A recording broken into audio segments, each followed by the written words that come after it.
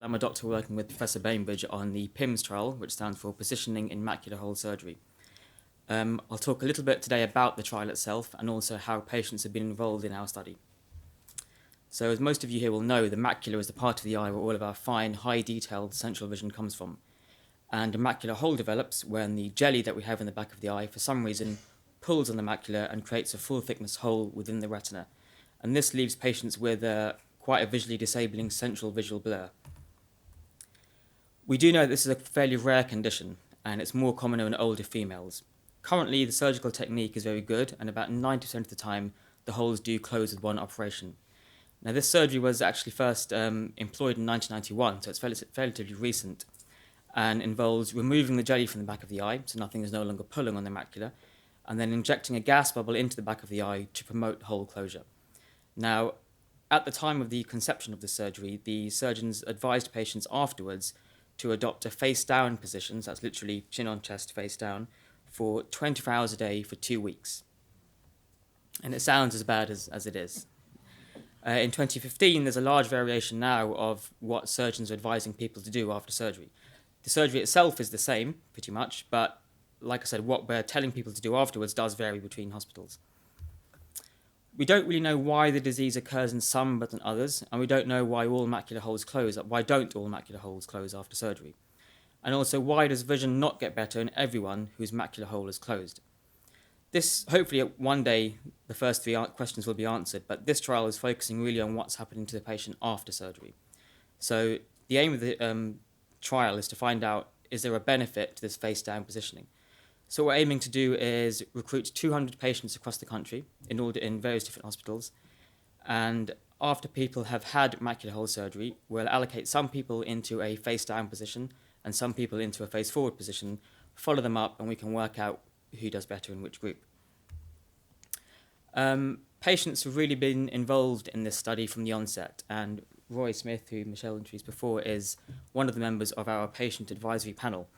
We wanted patients to be involved in designing this research so we could get the most out of it.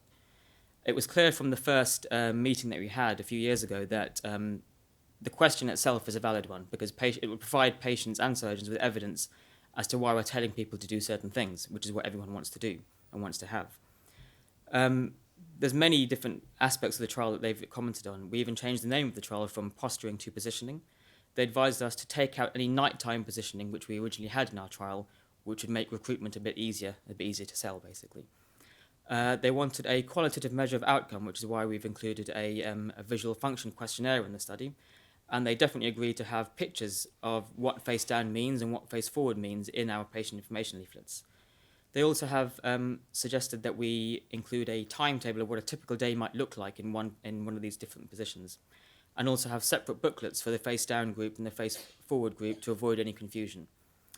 Particularly for the face forward down group, they wanted specific guidance on how people can continue with their daily activities of living. And these are all things that we really didn't think about before the patients got involved in the study.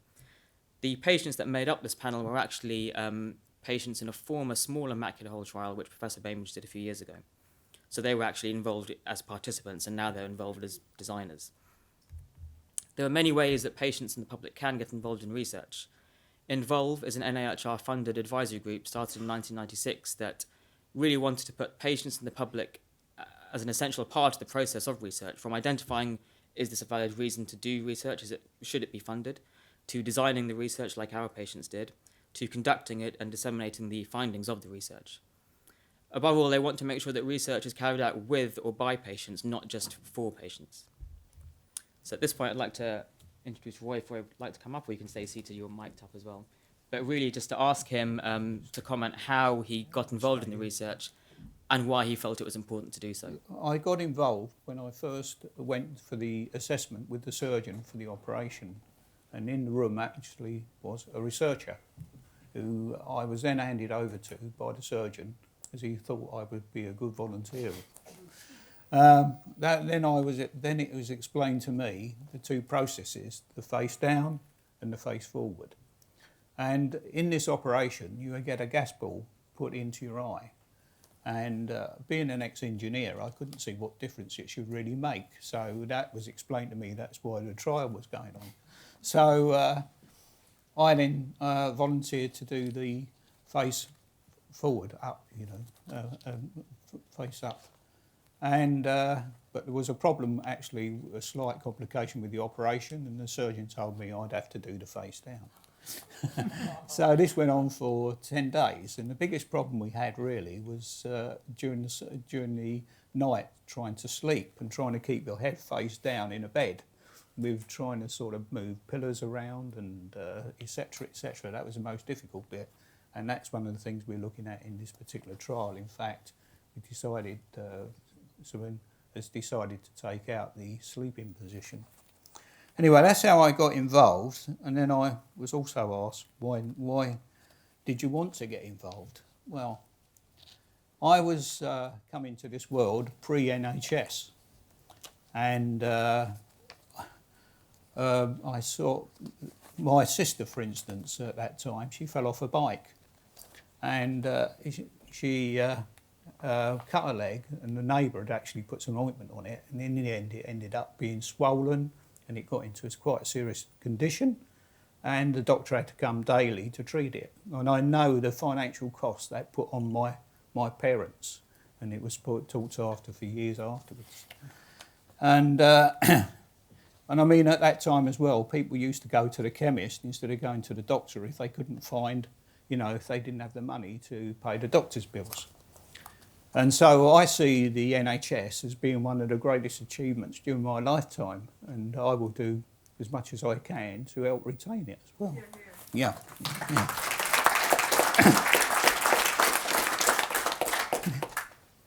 So that's how I got involved, and you want me to go on? Or Yeah, you can carry on. Yeah. The other thing about being a patient and being involved, I also had a growth on my eye in the 1960s. And I went into hospital, and I was there for the operation, which was a general anaesthetic, and I was there for 2 weeks. There was other people in that hospital who were having, and this was the Royal Eye Hospital in Waterloo, and there was other people in that hospital as well who was having things like cataract operations. And they were actually on the operating table for hours, it appeared, and then they had to lay in the bed on their backs for days afterwards in order for this to occur. And then you compare that to today, where a cataract operation takes roughly about 20 minutes. I mean, I'm not a medical person, but 20 minutes roughly, and then you get up and you go home. And so that's the achievements, where medical science has moved forward, and it's a great achievement in my view. So the other thing is that today you go in for these operations like the macular hole operation, and you're sent home the same day. And therefore, when I was in the hospital for the 2 weeks, all my sort of recovery treatment was done in the hospital with nurses and doctors on a daily basis, bandages being changed, eye drops put in, etc., etc. And I can imagine a number of you here have tried to put eye drops in and compare it to when you're in the clinic or whatever, when the eye drops are flicked in. When you try it yourself, you have 3 or different eye drops, etc. It's a much more complicated affair. So, in my view, that in those days, they knew the patient's recovery. The medical teams knew what the patients needed to do for their recovery. Today, you're sent home, like with the macular problem, and you're doing face down, and they don't see the sort of recovery process you're trying to deal with. For instance, I mean, I had to do the face down. I told you that the night time was the worst part, but there was other things like if you wanted to watch the TV, I used to balance a sort of mirror on my feet and watch it that way. But I mean, today, things have moved on again. People have got PCs that they can put on their lap, and they've got sort of iPads, etc. So that's the other side of why I think it's important that patients are involved. Also, I look at the paperwork and I can see possibly where we wouldn't understand what's written down, so I can make suggestions to you know, how the booklets and that can be slightly changed. I mean, I'm not saying that we have a lot, it needs a lot of changing, but there's sometimes little bits that can be sort of improved for the description.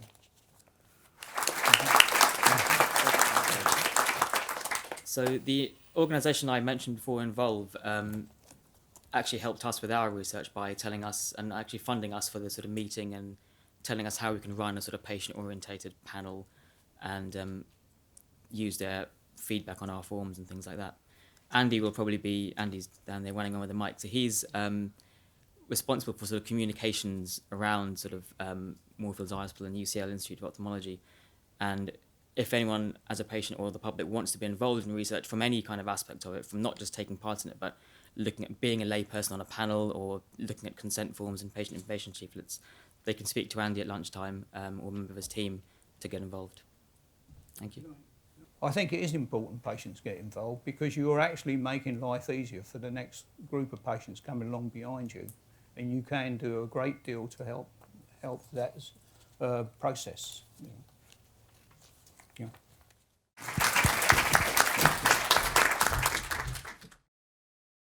How can you tell if you have a macular hole as against macular degeneration? So the first picture I showed, again, what Prof. Baines was saying about research, prior to these lovely images we have here, it would be a doctor's responsibility to look in the back of the eye and sort out what the problem is just by sort of pattern recognition. Now, thanks to various imaging techniques, we can actually take a very high detail, high quality image of the back of the eye and know that what we're looking at is a hole within the full thickness of the retina, rather than the retinal layers being there and them not working properly. So the picture you can see where it says macular hole here, that big black gap in the middle shouldn't be there, and the aim of surgery will be to reconnect the edges so the hole is closed. From the symptom point of view, they're quite similar. So like I said, there's a sort of central blur to your vision in a macular hole. Likewise in AMD, in wet AMD, there can be a central blur as well. It's really up to the optician, the GP, or the ophthalmologist who's looking after you to make that diagnosis and advise you where to go after that. But it's definitely worth, as members of the public and patients, to see someone if you have a vision problem. It depends what it is. So if it's a macular hole, it's sort of something that just happens then and there. Mm. And if it happens on Monday, so on Friday, the vision won't be any different. It'll be as bad as it has been. Whereas with degenerations, they tend to sort of get worse slowly. Okay. So the history is also important when talking to someone to work out what the disease is. Okay. Well, lots of opticians now have these quite highly advanced scanners there. So they would probably put you onto one of these scanners and get an image like that. Clinically, to look in the eye, they do look a little bit different as well. So obviously AMD has certain features and a macular hole has certain features, which an optician, you'd be expected to know that. In my condition, I actually saw the poster in the opticians when I was reading and I realised, because I'd run for a bus and I noticed in the evening there was a mark across my eye. And when I went to the opticians, I saw this poster and reckoned that was the possibility. And I mentioned it to the optician, and again the tests were done, and then I was referred to the hospital. Yeah. The imaging technique is called an OCT scan, so if you wanted to have one, that's what you'd be asking for. Could you explain sort of the physiological benefit of face-down position? Why does that actually promote healing and sort of successful? It's exactly the question that I asked myself as well, okay. Which is, we don't really know. I mean, the gas bubble will rise, and what we think is the gas bubble rises and sort of touches the edges of the hole. So it encourages the environment around the hole to promote healing. So the gas doesn't actually heal the hole. It doesn't bring the edges together, but it makes the environment around the eye more healthier to encourage our body's own natural healing to close the hole. But we're just making that environment easier for the eye to heal. And hopefully after this trial we'll be able to answer that question in a better way. I mean, there are big centres in the country now, so Oxford don't posture anyone at all. So we'd ask them to be involved in the study. And again, if you were to ask them, what are you basing your decisions on? It would probably be just surgical preference rather than a large study they're looking at. So this will be the first large study that patients and the public and doctors can use to say, we're doing this for this reason. We don't really know why the jelly decides to, at that point, to pull away from the macula, but it's the jelly physically pulling on the macula, creating the hole. But we don't know why that process happens. The symptoms, like I said, will be, usually they're in one eye, but they can occur at the same time in both eyes, a central blurry spot to your vision. similar to most macular problems, actually.